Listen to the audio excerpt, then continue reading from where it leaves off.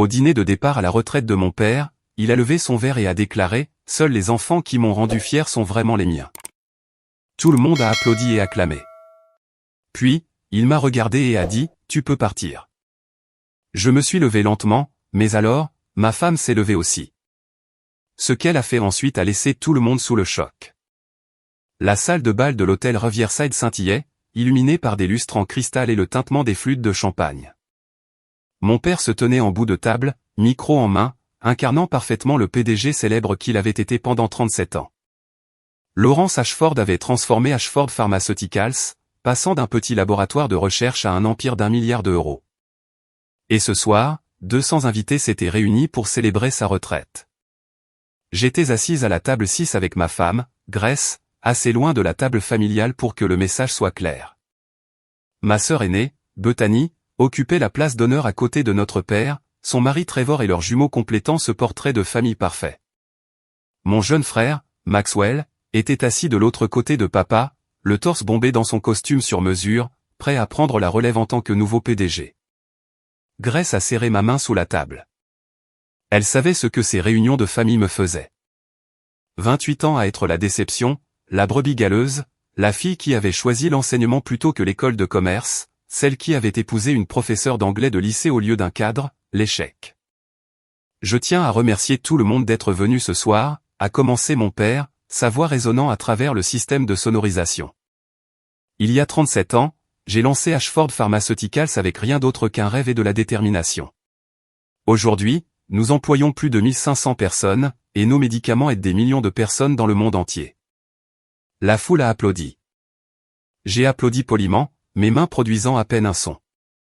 Mais ma plus grande réussite n'est pas l'entreprise, a continué papa, son expression s'adoucissant de cette manière étudiée qui trompait tout le monde, sauf ceux qui le connaissaient vraiment.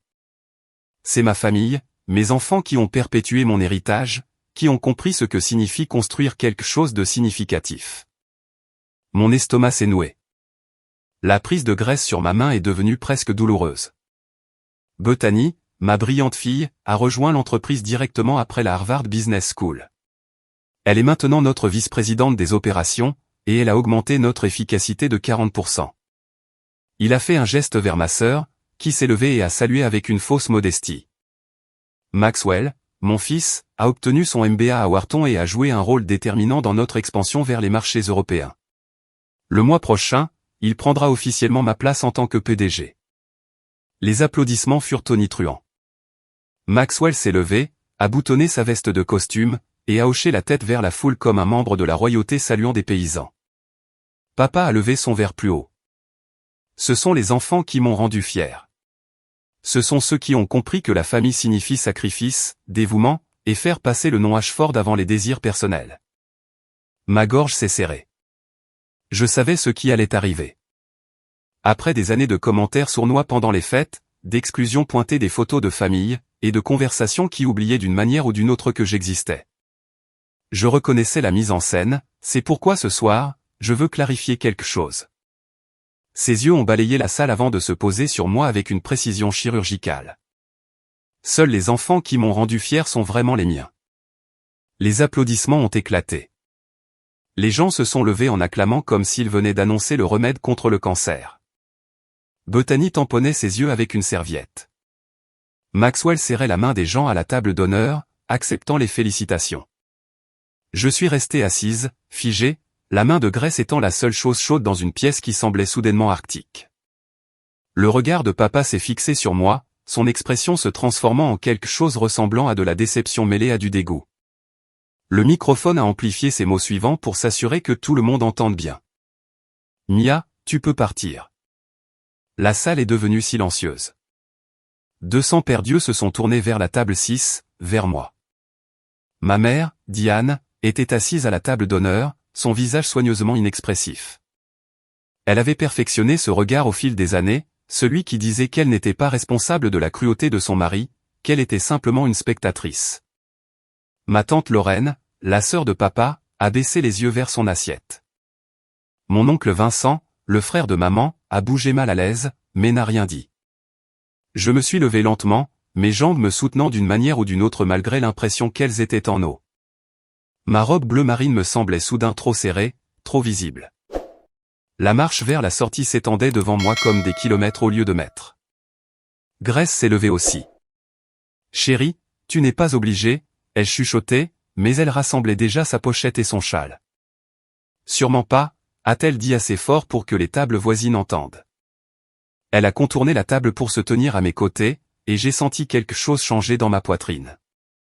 7 ans de mariage, et elle avait encore le pouvoir de me surprendre. Tu sais quoi, Laurence? La voix de Grace a porté à travers la salle de bal silencieuse. Elle n'avait pas besoin de micro. Je suis assise ici depuis 3 heures à t'écouter te féliciter d'être un visionnaire, un leader, un homme de famille. Je t'ai regardé célébrer le succès de ton entreprise, ton héritage, ton image parfaitement soignée. Le visage de papa a rougi. C'est une affaire de famille privée. Tu l'as rendu public quand tu as humilié ta fille devant 200 personnes, a répondu Grace, sa voix toujours enveloppée de velours. Alors, laisse-moi rendre quelque chose public aussi. Grace, partons, s'il te plaît, ai-je supplié en tirant sur son bras. Elle n'a pas bougé. Tu te souviens, il y a 3 ans, quand Ashford Pharmaceuticals a été frappé par cet énorme procès, a-t-elle continué. Celui concernant la falsification des données d'essais cliniques pour ton médicament contre le diabète? La couleur a quitté le visage de papa. Maxwell s'est levé. Ce procès a été rejeté. Il a été réglé. Grace a corrigé, ses mots claquants. Pour 32 millions d'euros, les détails ont été scellés, mais ces détails sont devenus publics le mois dernier lorsqu'un lanceur d'alerte a déposé une plainte auprès de la FDA. N'importe qui peut les consulter maintenant. Je travaille pour Henderson & Associates, mais je ne viole aucune confidentialité en discutant de ce qui est déjà dans le domaine public. Ma mère a enfin montré une émotion, ses yeux s'écarquillant. Bethany a attrapé le bras de papa, chuchotant avec urgence. Les données de l'essai ont été falsifiées, a poursuivi Grace. 15 patients ont développé de graves complications qui ont été délibérément omises de la soumission à la FDA. Ton entreprise savait, Laurence. Tu savais. Et tu as couvert l'affaire parce qu'admettre la vérité t'aurait coûté l'approbation et des milliards de revenus projetés. Tout est dans le dossier de plainte publique de la FDA maintenant. Quiconque est intéressé peut le lire. La salle a éclaté en murmures. Je restais là, stupéfaite. Grace n'avait jamais mentionné tout cela. C'est de la calomnie, a postillonné papa, son visage maintenant violet. Je vais te poursuivre pour chaque centime. Je t'en prie, fais-le, a répondu Grace calmement. La phase de découverte serait fascinante, mais laisse-moi continuer. Elle s'est tournée vers la foule. Mia, celle que tu viens de renier publiquement, a passé les 6 dernières années à faire du bénévolat au refuge pour femmes de Riverside. Elle donne des cours d'alphabétisation 2 fois par semaine à des femmes fuyant la violence domestique. Rien que l'année dernière, elle a aidé 43 femmes à obtenir leur équivalence de diplôme d'études secondaires. Elle s'est tournée pour s'adresser pleinement à la salle. Mia gère aussi un programme de tutorat gratuit pour les enfants à risque dans le quartier East Side. Elle a aidé 19 élèves, qui étaient sur le point d'abandonner, à obtenir leur diplôme d'études secondaires. 3 d'entre eux sont maintenant à l'université avec des bourses complètes. J'ai senti les larmes brûler mes yeux. Grace, arrête, ai-je chuchoté. Je ne m'arrêterai pas, elle a fait face à mon père à nouveau. Tu veux parler d'héritage, Laurence? Ta fille a changé de vraie vie, pas grâce à l'argent, aux médicaments ou à l'expansion de l'entreprise, mais en se souciant des gens qui n'ont pas les moyens d'assister à des galas à l'hôtel Riverside. Ma fille a choisi de gâcher son éducation dans une carrière inutile, a riposté papa, retrouvant un peu de sang-froid. Elle aurait pu être quelqu'un. Elle est quelqu'un, a claqué Grace. C'est quelqu'un qui compte pour les gens qu'elle aide. C'est quelqu'un qui rentre à la maison épuisé après avoir travaillé avec des enfants en difficulté et qui réussit quand même à sourire. C'est quelqu'un qui n'a pas besoin de la validation d'un père narcissique qui mesure la valeur en cours d'action et en accords commerciaux. Le silence était absolu. Mais voici ce qui me dérange vraiment, a dit Grace, sa voix tombant vers quelque chose de plus dangereux. Tu te tiens ici et tu parles de valeur familiale, du nom Ashford qui signifie quelque chose. Pendant ce temps, ton fils Maxwell détourne des fonds de l'entreprise depuis 2 ans. Le halètement qui a traversé la pièce était audible. Maxwell a bondi sur ses pieds, renversant un verre de vin. C'est un putain de mensonge. Vraiment, a demandé Grace calmement, sortant son téléphone.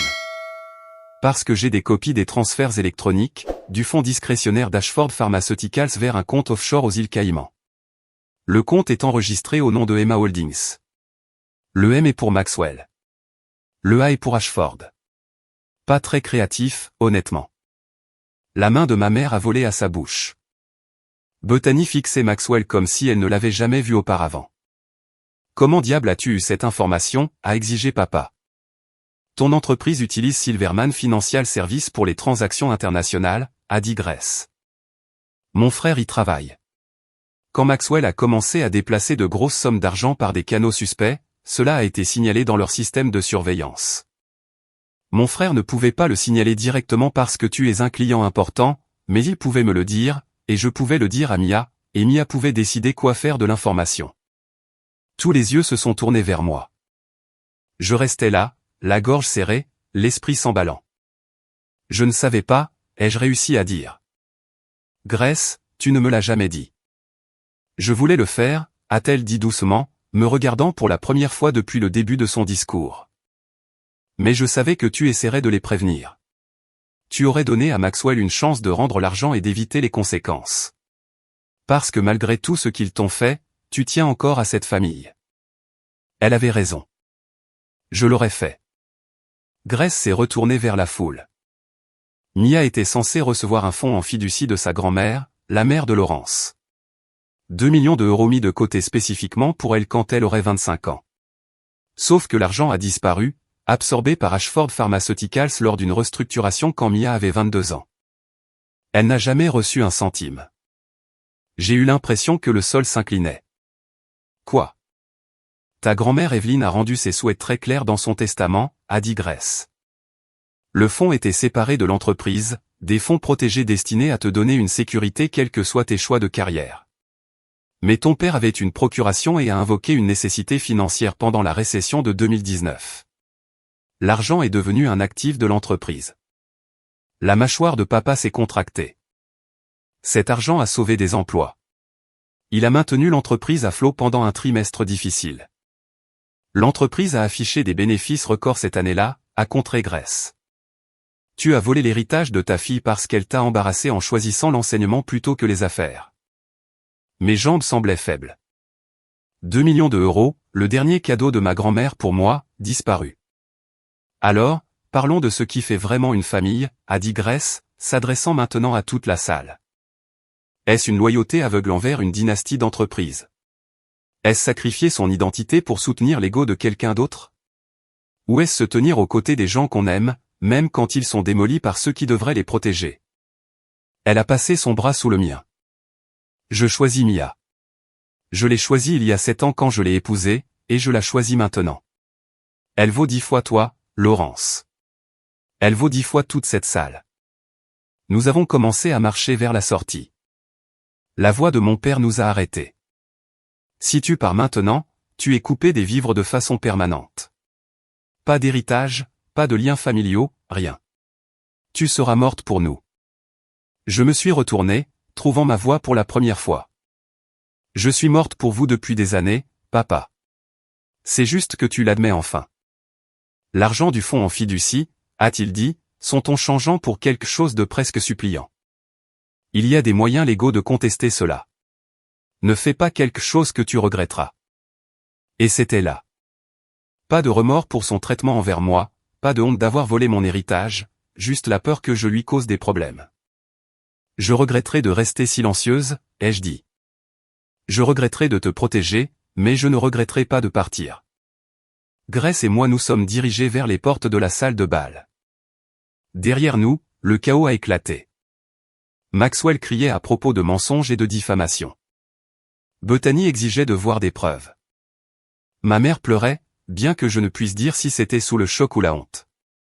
Nous sommes entrés dans le couloir de l'hôtel, et les lourdes portes ont étouffé le bruit derrière nous. Mon cœur battait si fort que je pensais qu'il allait traverser ma poitrine. Grace, ai-je commencé, mais elle m'a attiré dans une étreinte féroce.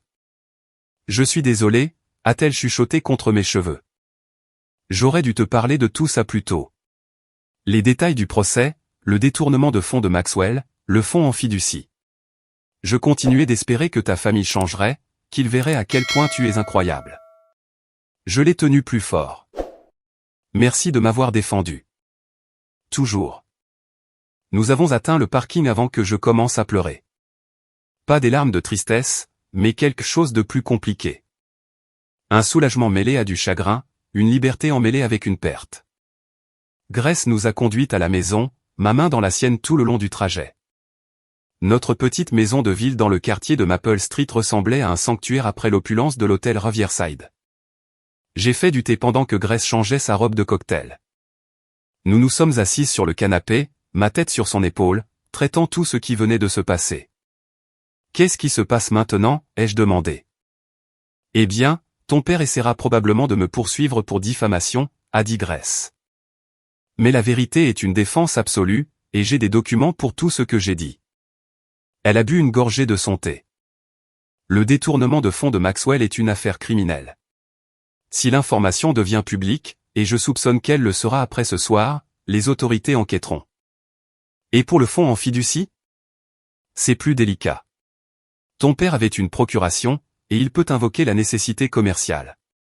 Mais il y a des avocats spécialisés dans les litiges successoraux. On pourrait se battre. 2 millions d'euros, ai-je dit. Le chiffre ne semblait toujours pas réel. Ta grand-mère voulait que tu aies une sécurité, a dit Grace. Savoir que quelqu'un te valorisait pour qui tu es, pas pour qui il voulait que tu sois. De nouvelles larmes sont venues. Je n'avais jamais rencontré ma grand-mère, Evelyn. Elle était morte quand j'avais 6 mois. Mais elle avait pensé à moi, planifié pour moi, essayé de me protéger de la situation même qui s'était déroulée ce soir. Mon téléphone a vibré. Un SMS de mon oncle Vincent. Je suis désolé, Mia. Ton père avait tort. Ce qui s'est passé ce soir était mal. Puis ma tante Lorraine. J'aurais dû dire quelque chose il y a des années. J'ai honte de mon silence. Un message de quelqu'un que je ne reconnaissais pas. C'est Melissa Hartford. J'étais au dîner de votre père. Je dirige la fondation Hartford et nous finançons des initiatives éducatives. J'aimerais parler de votre programme de tutorat. D'autres SMS sont arrivés, certains de soutien, certains curieux, certains cherchant sans doute des ragots. J'ai éteint mon téléphone. Est-ce que tu regrettes, a demandé Grace doucement.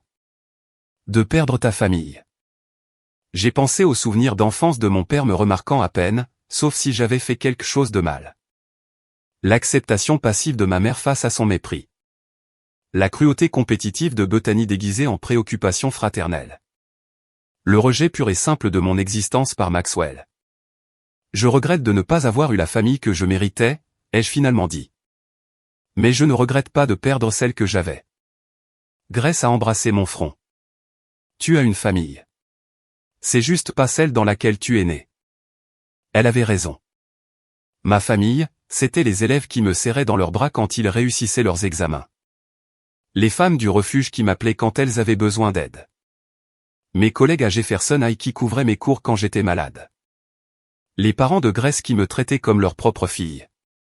Le lendemain matin, mon téléphone avait 63 appels manqués et 200 SMS. La prédiction de Grace sur les poursuites s'est réalisée. L'avocat de mon père a envoyé une lettre de cessation et d'abstention menaçant d'une action en justice pour diffamation et divulgation d'informations confidentielles.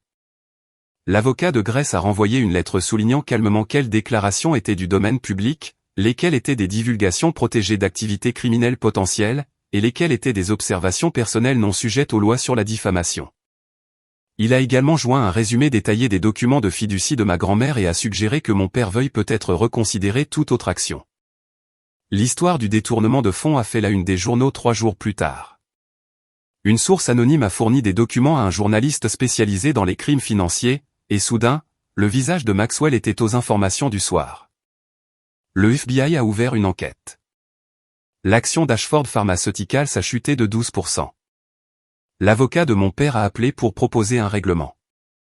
3 millions d'euros en échange de mon silence sur les affaires familiales et un accord de non-divulgation signé. Prends-le, a conseillé Grace. C'est plus que le fonds original et se battre au tribunal pourrait prendre des années. J'ai l'impression d'accepter un pot de vin. C'est accepter ce qu'on te doit, a-t-elle dit. plus les intérêts pour la douleur qu'il t'a causée. J'ai signé l'accord. L'argent est arrivé sur mon compte une semaine plus tard. La première chose que j'ai faite a été de créer un fonds de bourse d'études pour les élèves de mon programme de tutorat. La deuxième a été de faire un don substantiel au refuge pour femmes de Riverside. La troisième a été d'emmener Grace en vacances en Écosse, quelque chose dont nous parlions depuis des années mais que nous ne pouvions jamais nous permettre.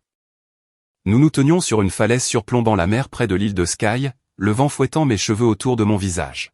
« Tu penses qu'ils s'excuseront un jour ?» ai-je demandé. Grace a considéré la question. « Probablement pas. Les gens comme ton père n'admettent pas leur tort. Ils reconstruisent le récit jusqu'à ce qu'il soit la victime. Maxwell pourrait aller en prison. Il pourrait. Bethany ne m'a pas contacté. Elle ne le fera pas, tendre la main signifierait reconnaître ce qui s'est passé, et cela la forcerait à examiner sa propre complicité. Ma mère a envoyé une carte. Elle dit qu'elle espère que je vais bien, et qu'elle est fière du travail que je fais. C'est quelque chose, je suppose. Ce n'est pas suffisant. Grace a passé un bras autour de ma taille. Non, mais peut-être que c'est un début.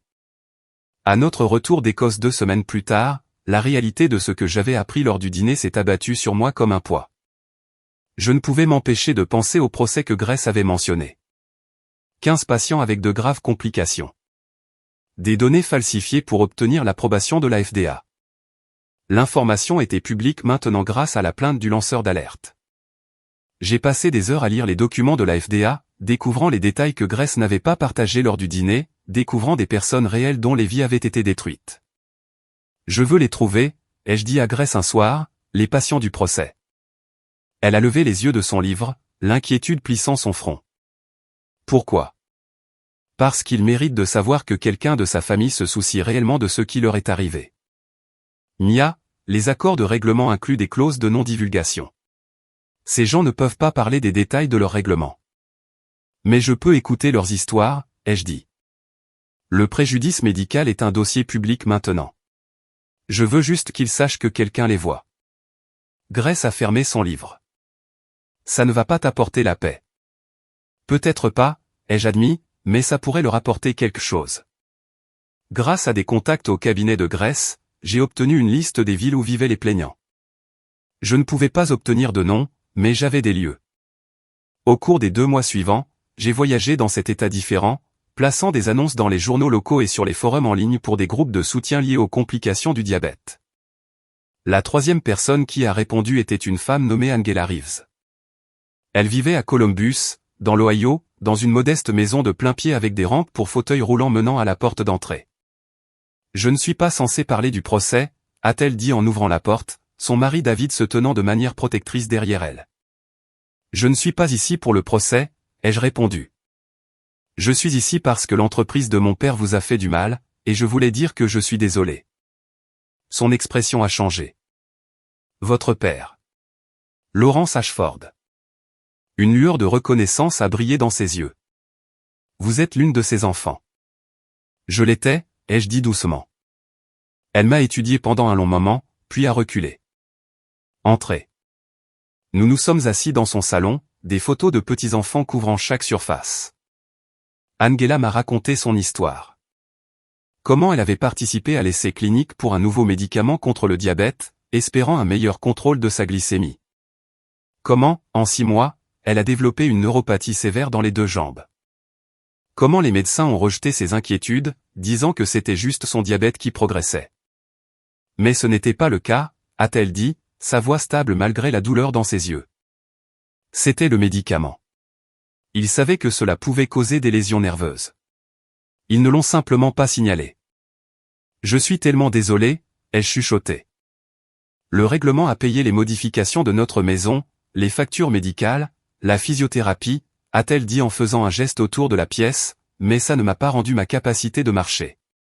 Ça ne m'a pas rendu l'enseignement de la danse, que j'ai fait pendant 30 ans. David a posé sa main sur son épaule. L'argent a aidé, mais savoir que quelqu'un de cette famille se soucie réellement, ça aide davantage. J'ai rencontré 4 autres personnes au cours des semaines suivantes. Chaque histoire était différente, mais le fil qui les reliait était le même. des vies irrévocablement changées par l'entreprise de mon père, par des décisions prises dans des salles de conseil loin des conséquences humaines réelles. À Phoenix, j'ai rencontré Robert Shen, qui avait perdu une vision partielle. À Atlanta, Margaret Sullivan m'a montré le port de dialyse dans son bras, ses reins endommagés au-delà de toute réparation. À Seattle, Thomas Brooks a parlé du mariage de sa fille qu'il avait manqué parce qu'il était à l'hôpital avec des complications que les enquêteurs de l'essai avaient minimisées. Chaque conversation me bouleversait. Chaque histoire renforçait ce que Grace avait dit lors du dîner. Mon père mesurait le succès au prix des actions, tandis que de vraies personnes en payaient le prix. Je suis rentré à la maison épuisé et changé. Grace m'a récupéré à l'aéroport, a jeté un coup d'œil à mon visage, et m'a tiré dans une étreinte serrée juste là, dans le terminal. « J'aurais dû t'arrêter », a-t-elle dit. « Non », ai-je répondu. J'avais besoin de voir ça pour comprendre ce qu'est vraiment son héritage. Cette nuit-là, je n'ai pas pu dormir. Je restais allongé dans mon lit à fixer le plafond, pensant aux rampes de fauteuil roulant d'Angela, aux lunettes épaisses de Robert, et au traitement de dialyse de Margaret. Je veux faire quelque chose, ai-je dit dans l'obscurité. Grace s'est retournée pour me faire face. Comme quoi? Je ne sais pas encore, mais l'argent du règlement semble sale maintenant. Il vient d'une entreprise bâtie sur la souffrance. Il vient du fond de ta grand-mère, a dit Grace. Ton père l'a volé. Tu l'as repris. Le fonds était financé par les dividendes de l'entreprise, ai-je dit. Par des profits réalisés pendant que des gens comme Angela perdaient leur capacité de marché. Grace est restée silencieuse un moment. Alors, tu transformes cet argent en quelque chose de bien. Tu crées l'opposé de ce qu'il a construit. L'idée a pris racine lentement, une fondation, peut-être quelque chose axé sur le soutien aux personnes lésées par la négligence pharmaceutique. Mais plus je faisais de recherches, plus cela devenait compliqué. Responsabilité juridique, exigence d'assurance, surveillance réglementaire. Commence plus petit, a suggéré Grace. Qu'est-ce que tu sais faire? Enseigner. Alors enseigne.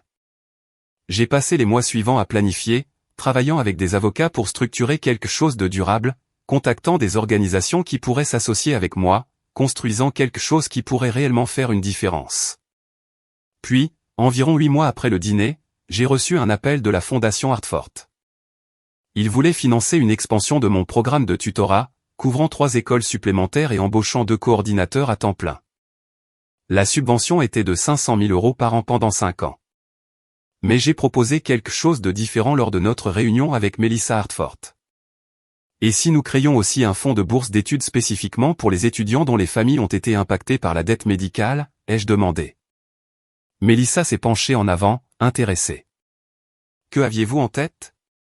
La dette médicale détruit financièrement les familles, ai-je dit.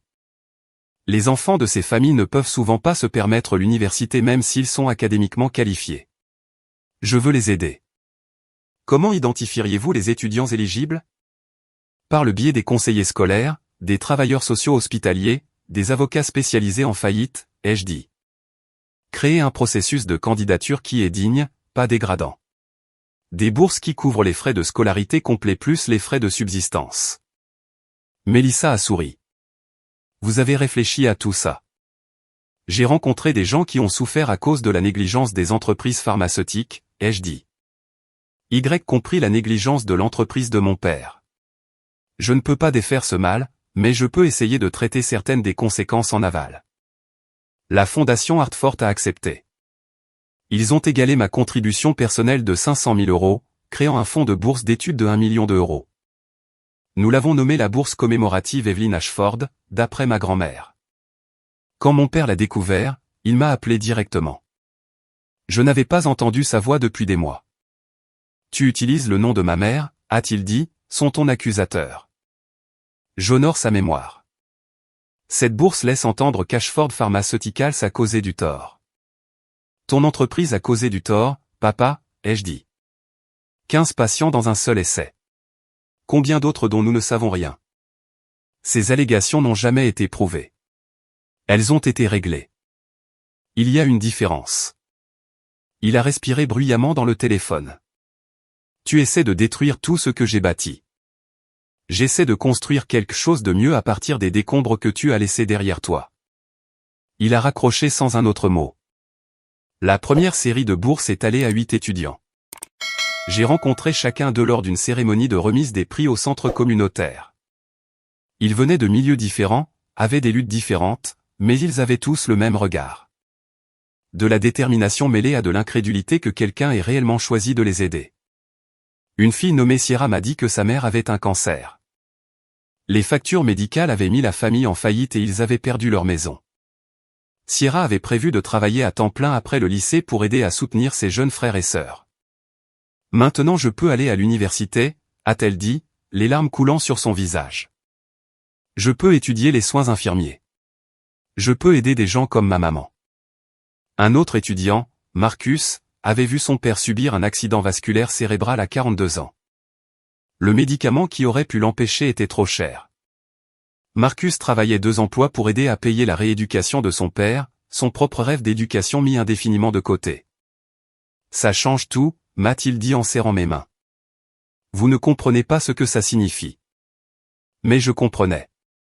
Je comprenais ce que cela signifiait de s'entendre dire qu'on ne compte pas.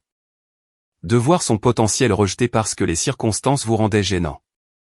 D'avoir besoin que quelqu'un croie en vous quand vous avez du mal à croire en vous-même. Ces étudiants étaient le discours de Grèce prenant vie.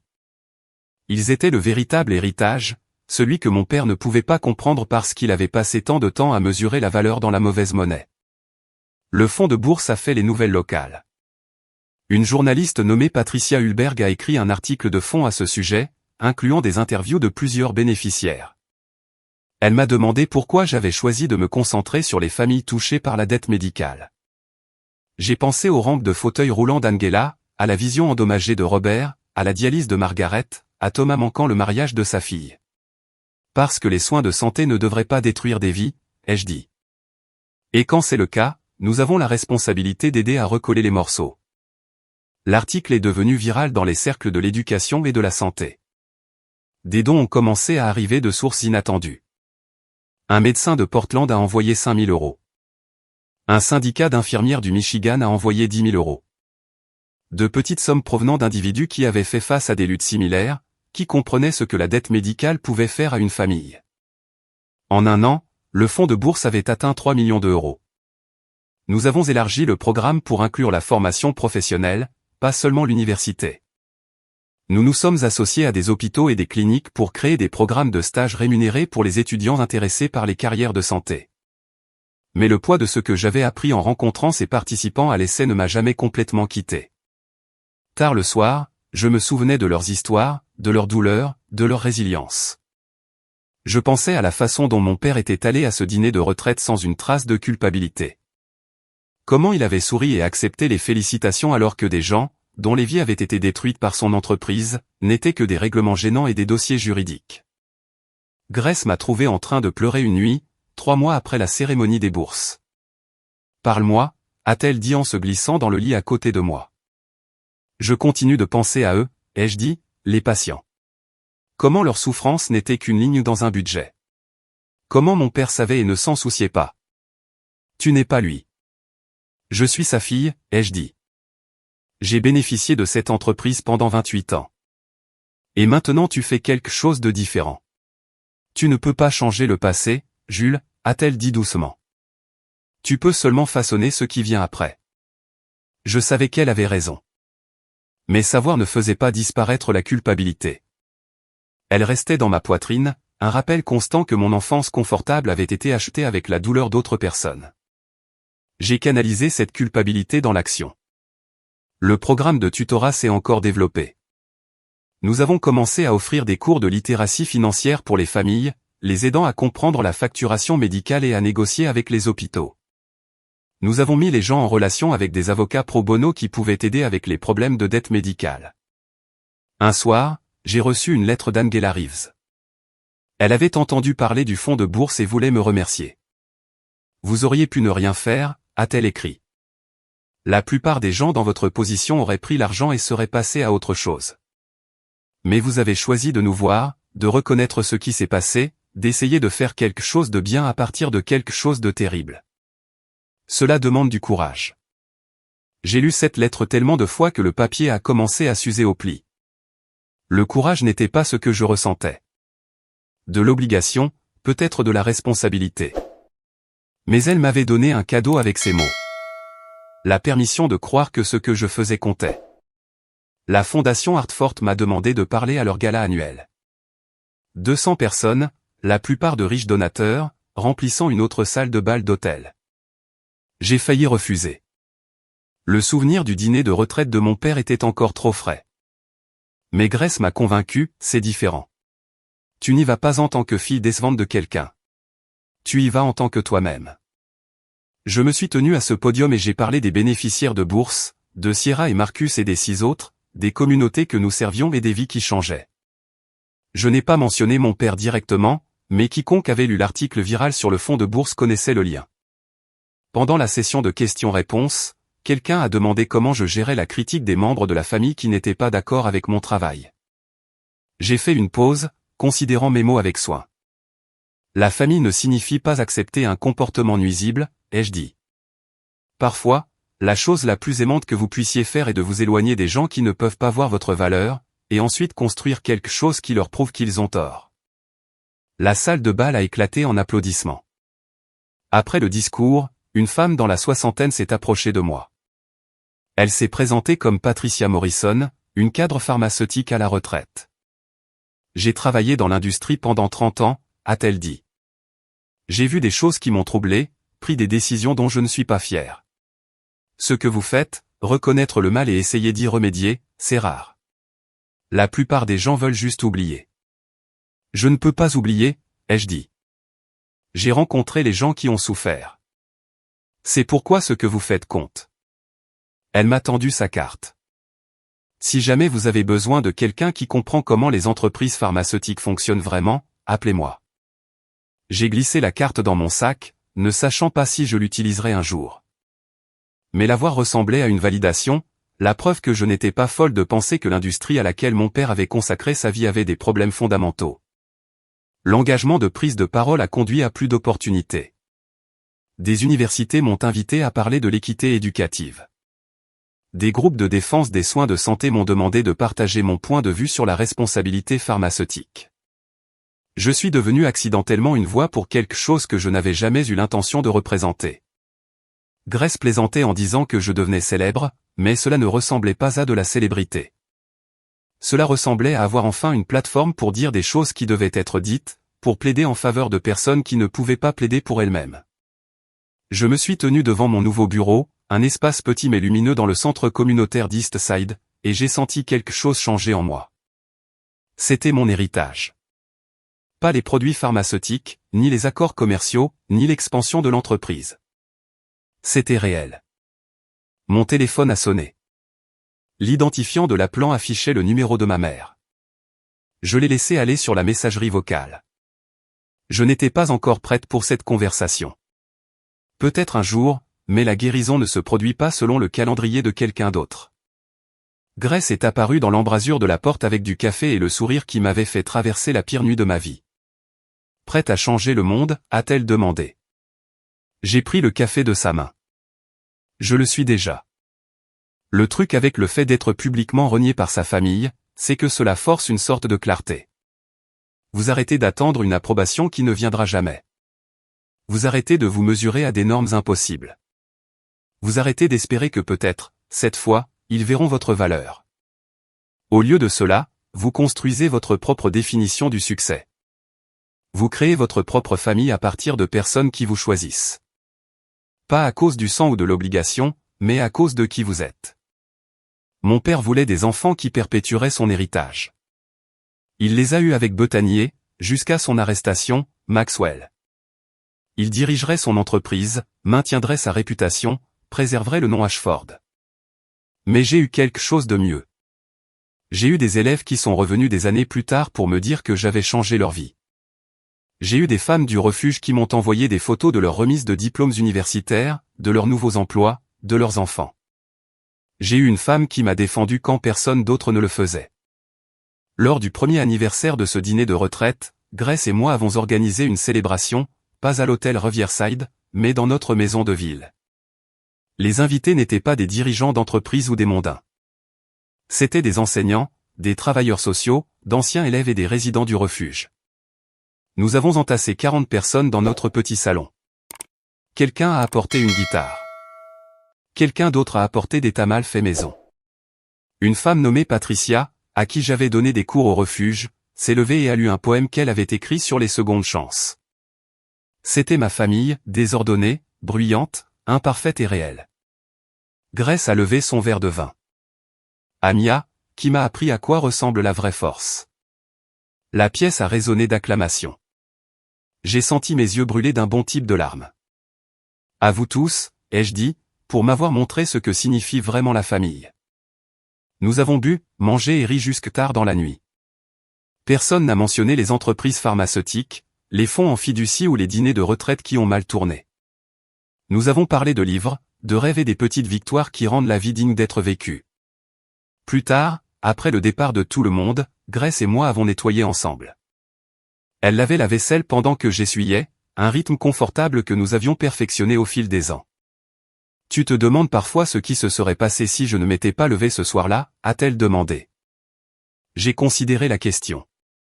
Je pense que je serais sorti seul, j'aurais pleuré dans le parking, je serais rentré chez moi, et j'aurais essayé de me convaincre que ça n'avait pas d'importance. Mais ça en avait. Ça en avait. Mais t'avoir à mes côtés a tout changé. Ça m'a fait réaliser que je n'étais pas folle de penser que je méritais mieux, que leur traitement envers moi n'était ni normal ni acceptable. Grace a séché ses mains et m'a attiré contre elle. Tu as toujours mérité mieux. Je le sais maintenant. Nous nous tenions dans notre petite cuisine en nous serrant l'une contre l'autre, et je me sentais complètement en paix. Mon père avait essayé de définir ma valeur selon ses normes et m'avait trouvée insuffisante. Mais ces normes étaient corrompues par l'avidité, l'ego et un besoin désespéré de contrôle. Ma valeur ne se mesurait pas en profit d'entreprise ou en diplôme de commerce. Elle se mesurait aux vies que je touchais, aux gens que j'aidais, et à l'amour que je donnais et recevais. 3 ans après le dîner, j'ai appris par mon oncle Vincent que mon père avait subi un accident vasculaire cérébral. Il a survécu mais a fait face à une longue convalescence. Bethany a demandé si je voulais lui rendre visite. J'ai refusé. Grace a demandé si j'en étais sûr, et je l'étais. Le pardon n'exige pas la réconciliation. Je pouvais libérer ma colère sans m'exposer à plus de douleur. Je pouvais lui souhaiter du bien sans prétendre que notre relation était sauvable. Aux dernières nouvelles, Ashford Pharmaceuticals avait été vendu à une plus grande société. Mon père a reçu un paiement substantiel et a pris sa retraite en Arizona. Maxwell a purgé 18 mois dans une prison de sécurité minimale pour détournement de fonds. Bethany a déménagé à Boston et a lancé sa propre société de conseil. Ma mère envoie des cartes d'anniversaire maintenant. De simples messages me souhaitant bonne chance. Je ne réponds pas, mais je ne les jette pas non plus. Peut-être que c'est son propre genre de progrès. Le programme de tutorat fonctionne maintenant dans 8 écoles à travers la ville.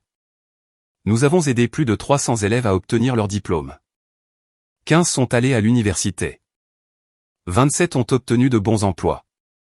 Tous savent que quelqu'un croyait en leur potentiel. Grace est devenue associée dans son cabinet d'avocat. Elle se spécialise dans les cas de discrimination au travail, défendant maintenant des gens dont la valeur n'est pas reconnue par ceux au pouvoir. Elle est brillante dans ce domaine. Nous parlons d'adopter un enfant. Quelqu'un qui a besoin d'une famille qui le valorisera inconditionnellement. Quelqu'un qui ne sera pas mesuré par rapport à des normes impossibles ou à qui on fera sentir que ses rêves sont moins importants que les projets de quelqu'un d'autre. Quelqu'un comme je l'étais avant d'apprendre que je pouvais définir ma propre valeur. Le dîner de retraite à l'hôtel Riverside était censé être mon point de rupture. Le rejet final de mon père délivré publiquement pour assurer une humiliation maximale. Au lieu de cela, c'est devenu ma libération. Le moment où j'ai arrêté de chercher l'approbation de gens qui ne la donneraient jamais et où j'ai commencé à construire une vie qui comptait vraiment. Parfois, je pense à ce que je dirais si je revoyais mon père. Mais je réalise que je n'ai pas besoin de dire quoi que ce soit. Je n'ai pas besoin de sa reconnaissance ou de ses excuses. Je n'ai pas besoin qu'il comprenne ce qu'il a perdu quand il a choisi l'orgueil plutôt que l'amour. J'ai juste besoin de continuer à vivre la vie que j'ai construite. Continuer à aider les élèves à découvrir leur potentiel. Continuer à soutenir les femmes alors qu'elles reconstruisent leur vie. Continuer à aimer ma femme et la famille que nous avons créée. Mon père a dit que seuls les enfants qui le rendaient fier étaient vraiment les siens. Il le pensait comme un rejet, une rupture finale des liens. Mais il m'a fait le plus grand cadeau. Il m'a libéré du fardeau d'être sa fille. Je pouvais enfin être juste Mia, enseignante, mentor, épouse, amie. Une femme dont la valeur n'était pas déterminée par la vision étroite du succès de quelqu'un d'autre. Je me suis rendu fier moi-même.